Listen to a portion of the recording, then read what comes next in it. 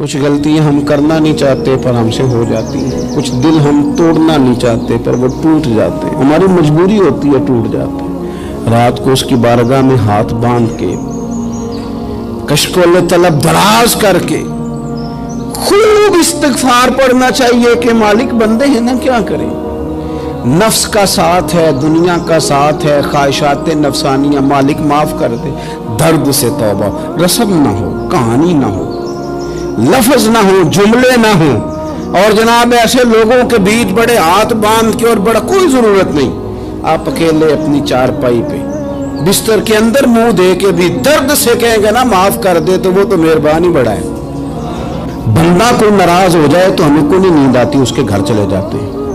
ہم اپنے سارے رشتوں کو، تعلقات کو مینٹین کر کے رکھنے کے عادی ہیں، ہمیں پتہ ہے کہ وہاں میں نہیں جا سکا تو بیٹا بھیجتا ہوں، فلاں شادی پہ میں نہیں جا سکا تو بھتیجا بھیجتا ہوں، بھائی بھیجتا ہوں، ہر تعلق کا ہم نے خیال رکھا کوئی روٹھ نہ جائے۔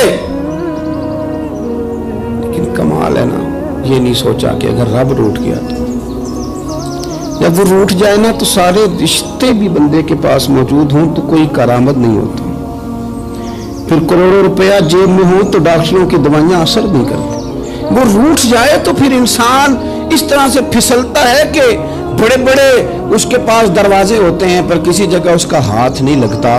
خدا را خیال کریں، دنیا روٹتی ہے تو روٹھ جائے، رب رسول ناراض نہ ہونے پائے، اس کا خیال کریں۔ حضور فرماتے ہیں وہ مسکراتا ہے، اسے خوشی ہوتی ہے جب کوئی اس کا بندہ اس کی طرف رجوع کرتا ہے۔ آپ دیکھیں نا، سارے ڈاکٹروں نے کہہ دیا کہ اس کے تو گردے، معدہ، جگر ہر چیز ختم ہے، گھر لے جاؤ خدمت کرو، ہر طرف پریشانی ہے۔ وہ بندہ بھی سمجھ گیا ہے کہ آخری وقت آ گیا، کل جاؤں پرسوں جاؤں، تیاری ہو گئی، سب لوگ آ گئے، باہر والے بھی آ گئے، یہ ماحول ایک عجیب رنگ اختیار کر گیا۔ اچانک ایک ڈاکٹر نے آ کے کہا نہیں غلطی لگ گئی تھی۔ مجھے بتائیے انداز کیا ہوتا ہے؟ بغیر دوائی کے بندہ اٹھ کے کھڑا نہیں ہو جاتا، او میں تو بچ گیا ہوں۔ میرے نبی پاک صلی اللہ علیہ وسلم مثال دیتے ہیں، فرمایا ایک آدمی صحرا میں جا رہا، صحابہ سے حضور خطاب کر رہے ہیں، فرمایا ایک آدمی صحرا میں جا رہا تھا، اس نے اپنی اونٹنی پہ کھانا، پانی، پیسے، ہر چیز رکھی ہوئی تھی، صحرا تھا بہت بڑا، درمیان صحرا کے گیا تو تھوڑا سا سستانے کے لیے، آرام کرنے کے لیے اونٹنی سے نیچے اترا۔ اب اس نے اونٹنی کی لگام، اونٹنی کی نکیل اپنے سرہانے کے نیچے رکھی، ہاتھ کے ساتھ پکڑی اور سو گیا۔ تھوڑی ہی دیر کے بعد جب اس کی آنکھ کھلی تو دیکھا اونٹنی غائب ہے۔ صحرا میں وہ پیدل نہ آگے جا سکتا ہے، نہ پیچھے جا سکتا ہے، نہ دائیں نہ بائیں، کھانے کو روٹی نہیں، پینے کو پانی کا قطرہ نہیں، تھوڑا ادھر بھاگا ادھر بھاگا، تھک گیا۔ کریم محبوب فرماتے ہیں وہ پوری طرح نڈھال ہو گیا اور مایوس ہو گیا، معاذ اللہ، مایوس ہو کے دوبارہ اسی جگہ آ کے لیٹ گیا جہاں پہلے لیٹا تھا، انتظار کرنے لگا کہ اب موت ہی آئے گی، آخری وقت ہے، اب نہ میں پیدل یہ صحرا کراس کر سکتا ہوں، نہ پیچھے جا سکتا ہوں، نہ کھانا ہے نہ پانی ہے، سوائے موت کے کوئی سہارا نہیں۔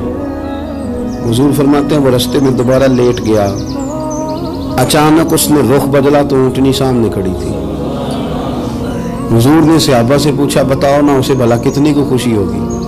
یا رسول اللہ جی سے نئی زندگی مل گئی ہے۔ نبی پاک صلی اللہ علیہ وسلم فرمانے لگے اس کی اونٹنی مل گئی، بتاؤ بھلا اسے کتنی خوشی ہوگی؟ یا رسول اللہ وہ تو دوبارہ دنیا میں آ گیا۔ حضور فرمانے لگے اسے کچھ بھی خوشی نہیں ہوئی۔ جب کوئی رب کا گناہگار بندہ آ کے توبہ کرتا ہے، رب کو اس سے کئی گنا زیادہ خوشی ہوتی ہے۔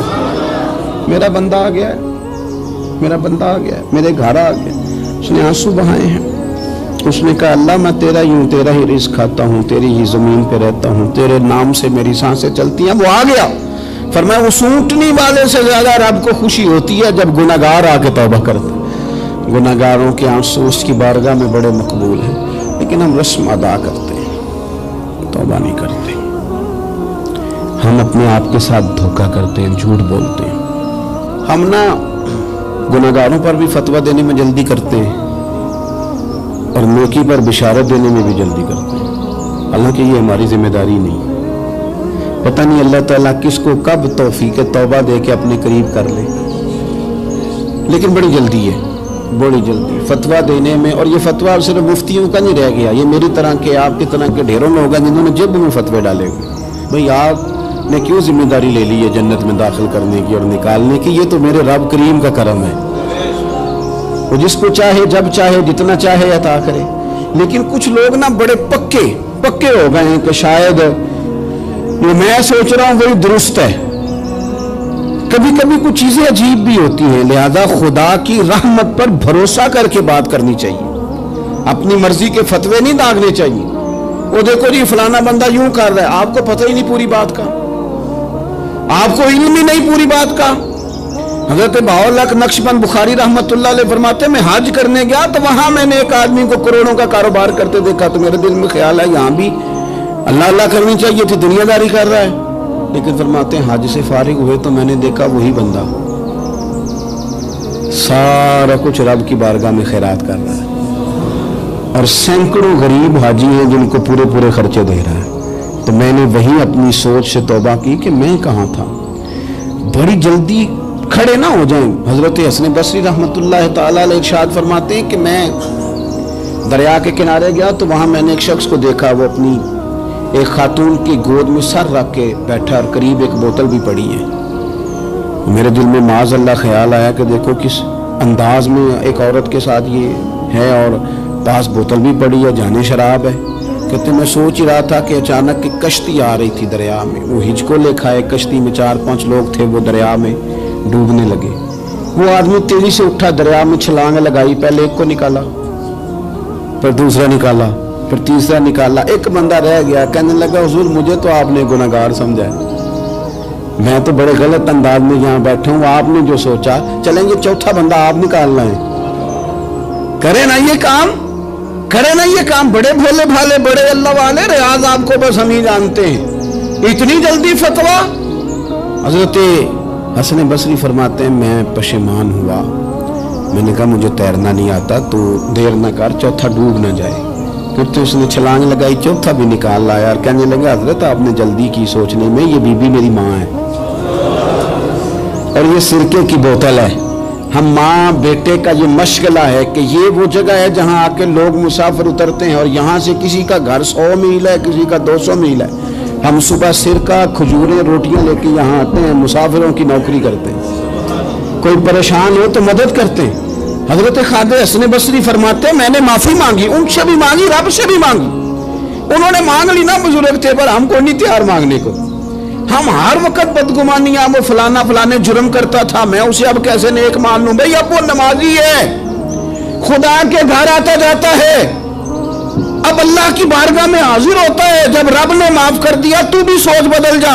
सुने हुजूर क्या फरमाते हैं, नबी पाक साहिब वलाक सल्लल्लाहु तआला अलैहि वसल्लम फरमाते हैं, मुस्नद इमाम अहमद बिन हंबल देखिए, फरमाया रब उस वक्त बड़ा ही मुस्कुराएगा जब कातिल भी जन्नत में जाएगा, मकतूल भी जन्नत में जाएगा। या रसूलल्लाह मकतूल तो गया, ये कातिल कैसे चला गया? हुजूर फरमाते हैं जाएगा, और जाएगा और रब मुस्कुराएगा जो उसकी शान के लायक है। या रसूलल्लाह किस तरह?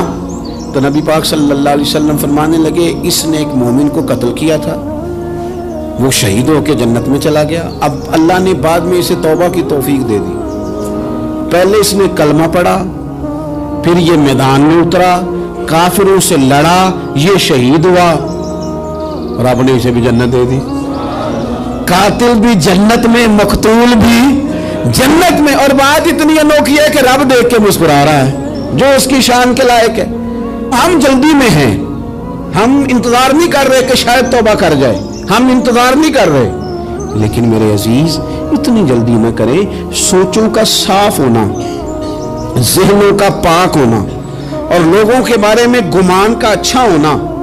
आप किसी नफ्सियात के डॉक्टर के पास चले जाएं, उसे कहें टेंशन बढ़ी है, मैं उनके मज़ामीन पढ़ता रहता हूँ, वो सबसे पहला सबक आपको ये पढ़ाएंगे कि अच्छा सोचा करें।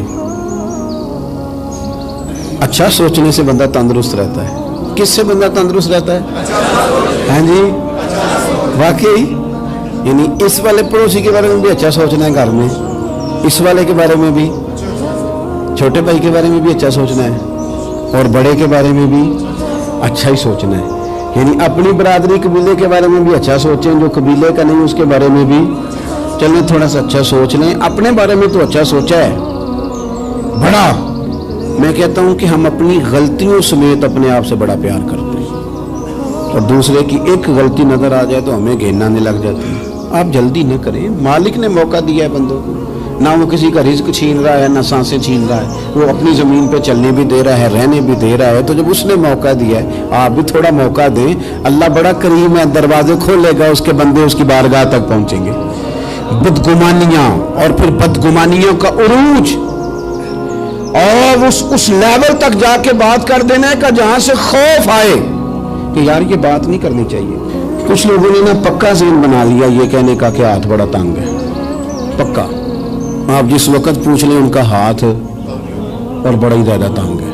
آپ یقین کریں, بہن کا جو خامند ہے وہ کہہ رہا ہے جا حصہ لے کے آ, تیرے بھائیوں کی کمائی تو نہیں تیرے ابا کی ہے, لے کے آ. وہ بیچاری اس کی منتیں کر رہی ہیں, کہتی ہیں اگر جاؤں گی نا تو وہ کہیں گے حصہ لے جا, آج کے بعد ہمارے گھر نہ, میرا دروازہ نہ بند کرو, مہربانی کرو.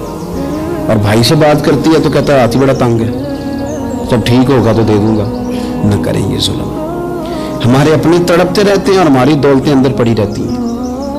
ہمارے اپنی چھوٹی چھوٹی ضروریات کے لیے پریشان ہوتے ہیں, لیکن ہم بڑے بڑے بہانے ہیں ہمارے پاس. کہتے ہیں یہ نکما ہے, یہ نکھٹو ہے, یہ کام نہیں کرتا, اس میں فلانا ہے, بے فلانا ہے, بلے میں نے نہیں ساتھ چلنا. اظہار جب آپ کے اندر پیدا ہوتا ہے نا, اظہار جب کسی کے لیے آپ حساس ہوتے ہیں تو آپ کو بھی سرور حاصل ہوتا ہے.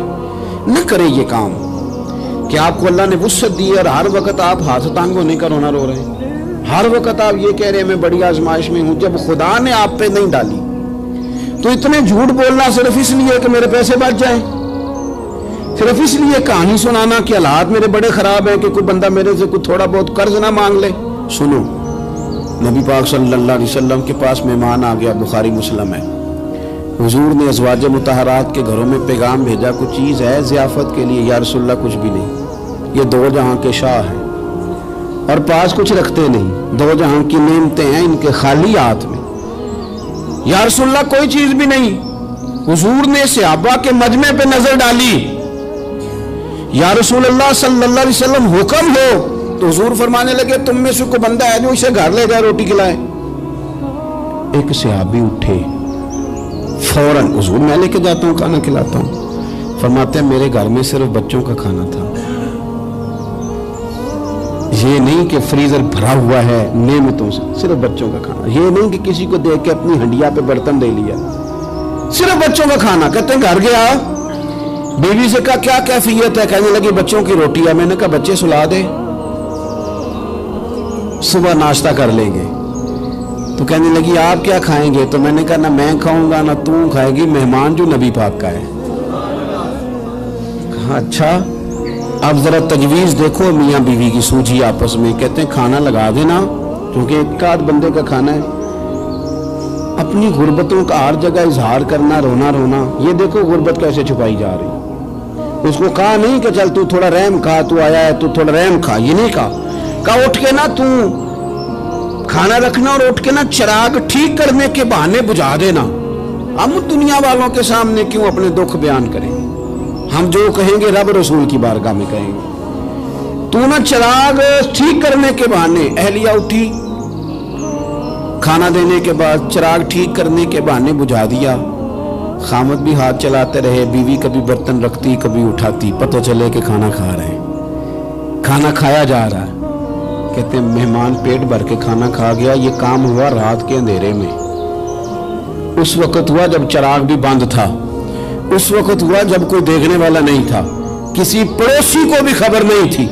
فرماتے ہیں صبح کے اجالے میں اس مہمان کو لے کے مسجد نبوی میں نے قدم رکھا تو نبی کریم نے فرمایا رات جو تم نے کام کیا ہے نا اسے دیکھ کے میرا رب بڑا مسکرایا ہے, اللہ بڑا مسکرایا ہے. اللہ تر دامنی پہ شیخ ہماری نہ جائیے, ہم دامن نچوڑ دیں تو فرشتے وضو کریں. یہ شان ہے صحابہ کی. نبی کریم علیہ السلام نے فرمایا رب رات مسکرایا تیرا یہ انداز دیکھ کے, اور اس نے قرآن نازل کیا وَيُبْصِرُونَ عَلَىٰ أَنفُسِهِمْ وَلَوْ كَانَ بِهِمْ خَصَاصَةٌ. کچھ لوگ وہ ہیں جنہیں بڑی بھی ضرورت ہو تو دوسروں پر اثار کر دیتے ہیں. कुर्बानी दे देते हैं। रब मुस्कुराया है, अंदर पैसे रखे हुए हैं, अंदर पैसे रखे हुए हैं, और बहन आके मिन्नत कर रही है कि भाई हालात बड़े ख़राब हैं, थोड़ी सी मेहरबानी कर। तो कहते हैं बहन पर्दा ही है बस, कैसे बताऊं तुझे हालात, तुझे क्या बताऊं, काम कितनी मुश्किल से चलता है, ये पर्दा ही है बस। बहरहाल अगर तूने कहा है ना 50,000 तो मैं ज़्यादा नहीं, को 20 को दे दूंगा तुझे, वो भी खासी नेकी करके, वो भी बता सिखा के। रात अम्मा पे लहदा से शान चढ़ाऊंगा, अब्बा पे लहदा से चढ़ाऊंगा कि तुम्हारी बेटी के साथ ताबन कर, सारे इलाके को वैसे ही बताऊंगा। अब वो गरीबनी बेचारी 20,000 लेके घर गई है, फिर सिफारिशें कर रही है कि मेहरबानी करो। मैंने ऐसे भी देखे हैं जो पहले बीवी को पकड़ाते हैं, तू दे, इसलिए कि फिर वजीर आजम तो डंडा निकाल लेगा तो बड़ा मुश्किल हो जाएगा।